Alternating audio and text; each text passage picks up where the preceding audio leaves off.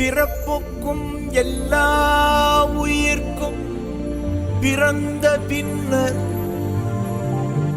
வள்ளுவன் தன்னை உலகினுக்கே தந்து வான்புகழ் கொண்ட தமிழ்நாட்டு மக்கள் அனைவருக்கும் எனது தமிழ் வணக்கம். வடக்கே உள்ள வானுயர்ந்த இமயமலைக்கு நிகராக தெற்கே குமரி முனையில் தமிழ்மலையாக வள்ளுவர் சிலையை உருவாக்கினார் முத்தமிழறிஞர் கலைஞர் அவர்கள். கடல் அலைகள் தாலாட்டும் குமரி கடல் நடுவே ஐயன் திருவள்ளுவருக்கு 2000 ஆண்டின் தொடக்கத்தில் 133 அடியில் வானுயிர் புகழுக்கு சாட்சியமாக சிலை அமைச்சார். அந்த சிலை அமைக்கப்பட்டு 1/4 நூற்றாண்டு ஆகுது. வெள்ளி விழா காண்கிறது வள்ளுவர் சிலர்.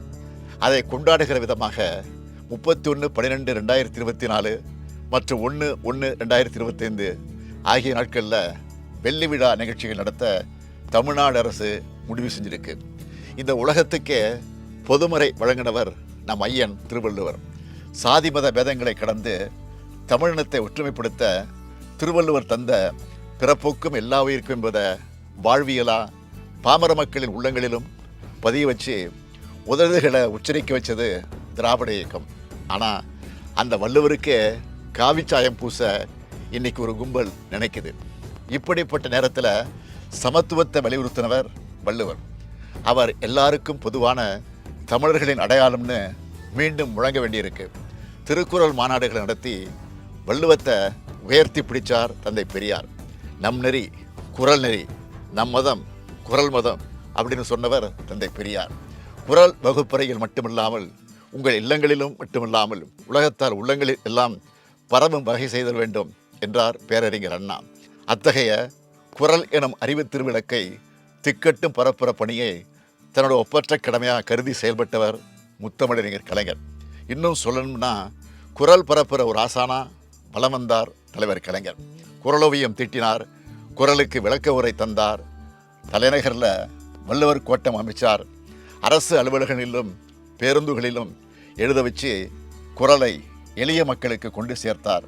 குமரியில் சிலை அமைக்க 1975 ஆண்டே திட்டமிட்டாலும் அவருடைய கனவு 2000 ஆண்டு தான் நிறைவேறிச்சு. சிலையை உருவாக்குற பொறுப்பை சிற்பி கணபதி சபதியார் அவர்களிடம் ஒப்படைச்சார். 133 அதிகாரங்களை குறிக்கக்கூடிய வகையில் 133 அடியில் சிலை அமைச்சார். ஏறத்தாழ 4 ஆண்டுகளில் முத்தமிழறிஞர் கலைஞரின் கருத்துக்கு சிற்பக்கலைஞர் திரு கணபதி சபதி காட்சி வடிவம் தந்து அந்த சிலையை உருவாக்கினார். சிலையை வடிவமைக்கிற பணி நடைபெறும் போது சிலை நிற்குமா நிற்காதான்னு சந்தேகமாக கேட்குறமிட்டெல்லாம் ஸ்தபதி அவர்கள் அலையும் மலையும் இருக்கும் வர சிலை அசையாது இருக்கும், கவலைப்படாதீங்கன்னு சொன்னார். அதை உறுதிப்படுத்துகிற விதமாக தமிழ்நாட்டையே உழுக்கின ஆழிப்பேரலை என்பது கூட எந்தவித பாதிப்பும் இல்லாமல் கம்பீரமாக நிமிர்ந்து நின்றார் திருவள்ளுவர். மக்கள் தொண்டும் வள்ளுவர் சிலையும் என் பிறவி பெரும்பயன் என செவ்வனே முடிவுற்ற திருவள்ளுவர் சிலை பணி 2000 ஆண்டு ஜனவரி 1 அன்று கலைஞர் அவர்களால் நாட்டுக்கு தமிழினத்துக்கு வழங்கப்பட்டுச்சு. ஒத்தானை அமுக்கும்போது என் உடம்பு நடுங்குச்சின்னு உணர்ச்சி வசப்பட்டார் தலைவர் கலைஞர். இந்த விழாவில் தான் திருவள்ளுவரை ஐயன் திருவள்ளுவர்னு அழைக்கும்படி தலைவர் கலைஞர் வேண்டுகோள் விடுத்தார். முத்தமிழறிஞர் கலைஞர் எதை செஞ்சாலும் கலை நுணுக்கத்தோடு பார்வோற்றும் வகையில் செய்வார் என்பதற்கு விண்ணை தொடும் வண்ணம் உயர்ந்து நிற்கும் திருவள்ளுவர் சிலையும் ஒரு சான்று. இப்படி பெருமைமிகு சிலை வெள்ளி விழா காண்கிறது. வரும் டிசம்பர் 31 மற்றும் 1 2 நாளும் தமிழ்நாடு அரசு 25 ஆண்டு நிறைவு பெருவிழாவை கொண்டாட இருக்கு. இந்த வெள்ளி விழாவை முன்னிட்டு பள்ளி மாணவர்களுக்கு கட்டுரை போட்டிகள், கல்லூரி மாணவர்களுடைய சோஷியல் மீடியாவில் ஷார்ட்ஸ், ரீல்ஸ் மற்றும் ஏஐ மற்றும் டிஜிட்டல் தொழில்நுட்பங்கள் வாயிலாக திருக்குறளின் சிறப்பை உணர்த்தும் ஓவிய போட்டிகள் நடத்தப்படும். ஐயன் திருவள்ளுவர் சில நிறுவப்பட்டிருக்கிற இடங்கள் வரைபடத்தில் குறிக்கப்பட்டு எல்லோரும் தெரிஞ்சிக்கிற வகையில் காட்சிப்படுத்தப்படும். ஐயன் திருவள்ளுவரின் திருவுருவச் சிலை அருக சீரொளி காட்சி 3D லேசர் ஏற்பாடு செய்யப்படும். வெளிநாட்டில் இருக்க தமிழிணைய கழக மையங்கள், தமிழ்ச்சங்கங்கள், பிற மாநிலங்களில் இருக்க தமிழ்ச்சங்கங்கள், புதுடெல்லியில் இருக்க தமிழ்நாடு இல்லம் ஆகியவற்றில் யூடியூப் மூலம் ஒளிபரப்பப்படும். வெளிநாடு வாழ் தமிழர்களுக்கு தமிழ் இணைய கழக மையங்கள் மூலமாக திருக்குறளின் பெருமைகள் குறித்த போட்டி நடத்தப்படும். அனைத்து மாவட்ட நூலகங்களிலும் அன்றைய நாள் திருவள்ளுவர் புகைப்படம் வைக்கப்பட்டு திருக்குறளின் பெருமையை உணர்த்துகிற நிகழ்ச்சிகள், திருவள்ளுவர் சிலைக்கு மாலை அணிவித்தல் செய்யப்படும். திருக்குறள் விளக்க உரைகள் மற்றும் திருக்குறள் தொடர்பான புகைப்படங்கள் பொதுமக்கள் பார்வைக்கு வைக்கப்படும்.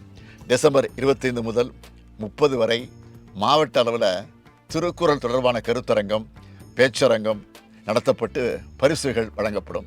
வரும் டிசம்பர் 31 மற்றும் ஜனவரி 1 ஆகிய நாள்களில் இந்தியாவின் வரலாற்றை தென்குமரியில் எழுத வேண்டும் என்ற நமது இலக்கின் அடையாளமான கன்னியாகுமரியில் நடைபெறும் நிகழ்ச்சியில் நானும் பங்கேற்கிறேன். உலகெங்கும் உள்ள என் அருமை தமிழர்கள் எங்கிருந்தாலும் வருக வருகன்னு அன்புடன் அழைக்கிறேன். உலக பொதுமுறையை உருவாக்கிய வள்ளுவர் தமிழர் என்பது சிறப்பு. உலகமே அவரை கொண்டாடி கொண்டிருப்பது தனிச்சிறப்பு. அவருக்கு 133 அடியில் சிலை அமைத்தது பெரும் சிறப்பு. அத்தகைய சிலை இப்பொழுது வெள்ளி விழா கொண்டாடுவது வெகு சிறப்பு. வள்ளுவம் என்பது வாழ்வியல் நெறியா மாறணும். சமுதாயம் குரல் சமுதாயமாக மலரணும்.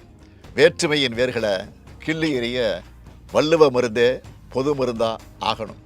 வாழிய குரலும் வள்ளுவர் புகழும் வாழிய வாழியவே.